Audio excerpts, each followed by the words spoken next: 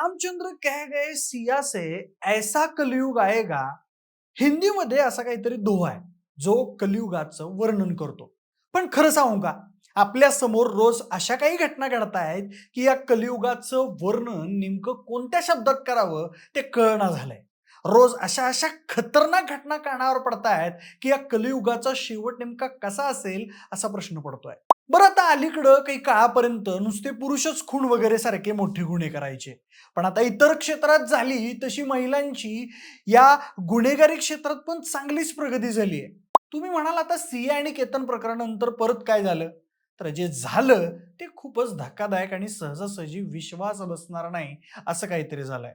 म्हणजे सुरुवातीला एका महिलेचा अपघाती मृत्यू झाला आणि या अपघाताची चौकशी जसजशी पुढे गेली तसतशी जी माहिती समोर आली ती कुठल्याही माणसाला हादरवून टाकणारी निघाली. मंडळी, हा फक्त अपघात नव्हता, तर तो एक हत्या करण्याचा रचलेला प्लॅन होता. आणि ही हत्या चक्क पोटच्या मुलीनेच घडवून आणली होती. याची कल्पना तुम्हीच काय, पोलिसही कल्पना करू शकले नाहीत. पण दुर्दैवानं हे खरं आहे. हो, आयुषी शर्मा नावाच्या या मुलीने चक्क 7 लाख रुपये देऊन आपल्या सख्ख्या आईचाच अपघाती मृत्यू घडवून आणला. राजस्थानच्या जयपूर शहरात झालेल्या या घटनेनं आई आणि मुलीच्या प्रेमळ नात्याला धोक्याचा शेवट दिलाय आणि समाज म्हणून आपल्या समोर अनेक प्रश्न उपस्थित केले आहेत. म्हणजे आरुषीने ही हत्या नेमकी का घडवून आणली, तिच्या निर्दयी घटनेत तिची साथ कोणी दिली आणि शेवटपर्यंत ती कशी पकडली गेली, हे सगळं जाणून घेणार आहोत आजच्या या व्हिडिओच्या माध्यमातून. नमस्कार, मी प्रथमेश आणि तुम्ही पाहताय विषयच भारी. म्हणजे रोज अशा घटना कानावर येत आहेत की आता अजून काय बघायचं राहिलंय असा प्रश्न पडतो. कधी बाप मुलीची हत्या करतोय, कधी बायको नवऱ्याची हत्या करतेय, कधी एखादा छोट्याशा कारणावरून मित्राची हत्या करतोय, तर कधी आणखी काय. हे सगळं ऐकायची आणि बघायची आपल्याला आता सवयच लागली आहे. पण ही जी नवी घटना घडली आहे ती त्यातल्या त्यात थोडी अनपेक्षित आहे. म्हणजे ज्या आईच्या पोटी आपण जन्म घेतो तिला आपलंही आयुष्य मिळावं असं आपल्याला वाटत असतं. आईसाठी काय करू आणि काय नको अशी अनेक मुलांची भावना असते. पण म्हणतात ना, प्रत्येक गोष्टीला अपवाद असतातच. तसंच ही घटना या आई आणि मुलांच्या प्रेमळ नात्यालाही अपवाद ठरली आहे.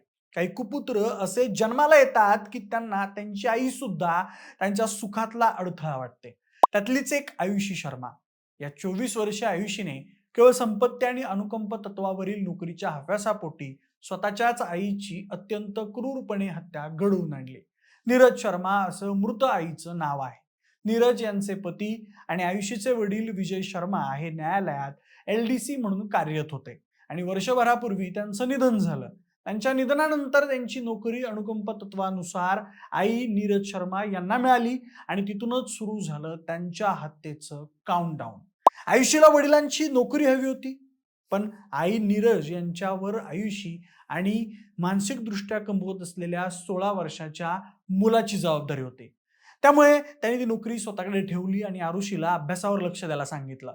पण आयुषी ऐकायला तयार नव्हती. तिला आता तिची आईच तिच्या रस्त्यातला काटा वाटू लागली आणि त्यानुसार तिने आईला संपवायचं ठरवलं. त्यानंतर आईचा काटा काढण्यासाठी तिने थेट आपला चुलत भाऊ बलराम आणि चुलता मोहन शर्मा यांच्याशी हातमिळवणी केली. या बदल्यात तिने त्यांना आग्रा आणि भरतपूर येथील तब्बल 10 कोटींची जमीन देण्याचं आमिष दाखवलं. त्यानंतर तब्बल 3 महिने सर्वांनी मिळून नीरज यांच्या हत्येचा कट रचला. आयुषीचा काका मोहन शर्माने भरतपूरच्या सुपारी किल्लर हेमंत शर्मा नावाच्या व्यक्तीशी संपर्क साधला, ज्याने हत्येचा प्लॅन आखण्यासाठी 7 लाख रुपयांची सुपारी मागितली. हेमंतने हरियाणा पासिंगची स्कॉर्पिओ गाडी भाड्याने घेतली आणि नीरज यांना चिरडण्यासाठी आकाश आणि अरविंद नावाच्या तरुणांना नेमलं. बरं, हा काय पहिला प्रयत्न नव्हता. या अगोदरही महिनाभरापूर्वी त्यांनी नीरज यांना थार गाडीने चिरडण्याचा प्रयत्न केला होता. मात्र त्यातून त्या वाचल्या. त्यांचा जीव घेण्याचा प्रयत्न केला जातोय याचा अंदाज नीरज यांना आला होता. त्यामुळे खबरदारी म्हणून नीरज यांनी घरात CCTV कॅमेरे बसवले होते. मात्र मुलीच्या रूपात थेट मृत्यूच बसलेला असल्यानं त्यांची खबरदारी कमीच पडणार होती. पोलिसांनी दिलेल्या माहितीनुसार ही हत्या कोणत्याही रागातून किंवा वादातून केली गेली नाहीये. यामागे 3 महिन्यांचं प्रॉपर प्लॅनिंग होतं. प्रत्येक पाऊल अत्यंत विचारपूर्वक उचलण्यात आलं होतं.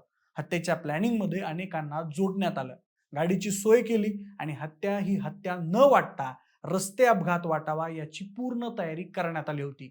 4 जुलै रोजी जेव्हा त्या आपल्या दिव्यांग मुलाला घेऊन फिजिओथेरपिस्टकडे गेल्या होत्या, तेव्हा आयुषीने त्यांना तातडीच्या कामाचं कारण सांगून घरी बोलावलं. त्या रस्त्यावरून चालत परतत असताना पाळत ठेवणाऱ्या टोळीच्या इशाऱ्यावर आकाशने ताशी 100 किलोमीटरपेक्षा अधिक वेगानं स्कॉर्पिओ चालवून नीरज यांना जोरात धडक दिली. ती इतकी जोराची होती की नीरज जवळपास 100 फूट दूर उडून पडल्या आणि त्यांचा जागीच मृत्यू झाला. अपघातानंतर आयुषीने अत्यंत चलाकीने मामाला फोन करून आईचा अपघात झाल्याचा कांगावा केला. काका मोहन शर्माने तातडीने मृतदेह गावी नेण्याची घाई केली. परंतु भाचीच्या बदललेल्या वागणुकीमुळे मामाला म्हणजेच नीरज यांच्या भावाला संशय आला आणि त्यांनी पोलिसांना अपघाताची सखोल चौकशी करण्याची विनंती केली. विशेष म्हणजे त्यांनी पोलिसांना सांगितलं की नीरज यांनी अनेकदा तिच्या हत्येचा प्रयत्न सुरू असल्याचं अगोदरच सांगितलं होतं. आयुषी, सासू आणि दीर मोहन आणि भाचा बलराम वारंवार नीरज यांना त्यांच्या संपत्तीवरून त्रास देत होते. नीरजने आपल्या भावाला सांगितलं होतं की आयुषी अत्यंत हिंसक होत चालली आहे आणि प्रॉपर्टीवरून तिच्यासोबत काही होऊ शकतं. या माहितीमुळे पोलिसांचा संशय वाढला आणि त्यानंतर जेव्हा पोलिसांनी घटनास्थळाचे सीसीटीव्ही फुटेज तपासले तेव्हा 60 फूट रुंद रस्ता पूर्णपणे मोकळा असतानाही स्कॉर्पिओने अगदी कडेने चालणाऱ्या नीरज यांना जाणीवपूर्वक उडवल्याचं दिसलं. तसेच काही संशयित तरुण तिथे पाळत ठेवून असल्याचं आणि अपघातानंतर मृतदेह न पाहताच पळून गेल्याचंही कॅमेऱ्यात कैद झालं. पोलिसांनी तपास चक्र फिरून अपघातग्रस्त स्कॉर्पिओ शोधून काढली आणि तिच्या मालकाद्वारे मुख्य सूत्रधार हेमंत शर्मापर्यंत ते पोहोचले. हेमंतने पोलिसांसमोर मोहन शर्मा आणि आयुषीच्या नावाचा खुलासा केला. गुन्ह्याचा उलगडा झाल्यानंतर पोलीस जेव्हा संशयित आरोपी आयुषीला ताब्यात घेण्यासाठी रुपावास गावात पोहोचले तेव्हा कायद्याची विद्यार्थिनी असलेल्या आयुषीने पोलिसांवरच दबाव आणण्याचा आणि त्यांना धमकावण्याचा प्रयत्न केला. अखेर स्थानिक पोलिसांच्या आणि गावकऱ्यांच्या मदतीनं तिला पोलीस ठाण्यात आणण्यात आलं आणि नंतर जयपूरला आणून इतर आरोपींसमोर चौकशी केली असता तिने आपला गुन्हा कबूल केला. धक्कादायक बाब म्हणजे पोटच्या आईचा जीव घेऊनही या निर्दयी मुलीच्या चेहऱ्यावर पश्चातापाचा लवलेशही नव्हता. पोलीस कोठडीत ती पोलिसांना उलटसुलट उत्तरं देत असून मीडियाच्या कॅमेऱ्यासमोरही आयुषीने मौन बाळगलाय. या प्रकरणात 8 जणांना अटक झाली असून आयुषीचा चुलत भाऊ बलराम अजून फरार आहे.